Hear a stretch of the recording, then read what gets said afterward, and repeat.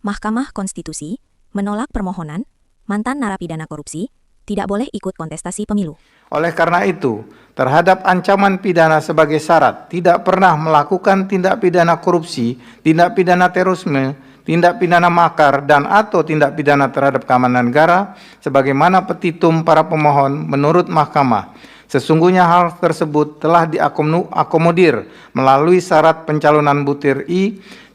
tidak pernah sebagai terpidana berdasarkan putusan pengadilan yang telah memperoleh kekuatan hukum tetap karena melakukan tindak pidana yang diancam dengan pidana penjara 5 tahun atau lebih, kecuali terhadap terpidana yang melakukan tindak pidana kealpaan dan tindak pidana politik dalam pengertian suatu perbuatan yang dinyatakan sebagai tindak pidana dalam hukum positif hanya karena pelakunya mempunyai pandangan politik yang berbeda dengan rezim yang sedang berkuasa.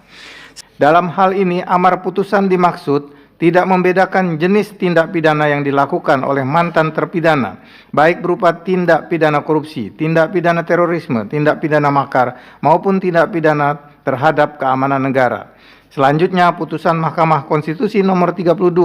garis miring PUU 23 Romawi garis miring 2025 juga telah mengakomodir pada syarat butir I, mantan terpidana yang dipidana karena melakukan tindak pidana dengan ancaman pidana penjara 5 tahun atau lebih harus telah selesai garis miring tuntas menjalani pidana baik pidana penjara, pidana bersyarat, dan atau pidana percobaan, serta melewati jangka waktu 5 tahun setelah mantan terpidana selesai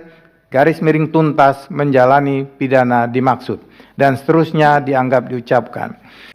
Bahwa selanjutnya berkenaan dengan dalil para permohon yang menginginkan agar menghilangkan hak politik dari mantan terpidana tindak pidana korupsi, tindak pidana terorisme, tindak pidana makar, dan atau tindak pidana terhadap keamanan negara untuk dapat mencalonkan diri kembali, dan seterusnya dianggap telah diucapkan. Menurut Mahkamah, hal tersebut justru dapat menghilangkan esensi hak asasi yang dimiliki seseorang untuk memperoleh kesempatan yang sama dalam pemerintahan sebagaimana dijamin dalam pasal 28D ayat 3 UUD NRI tahun 1945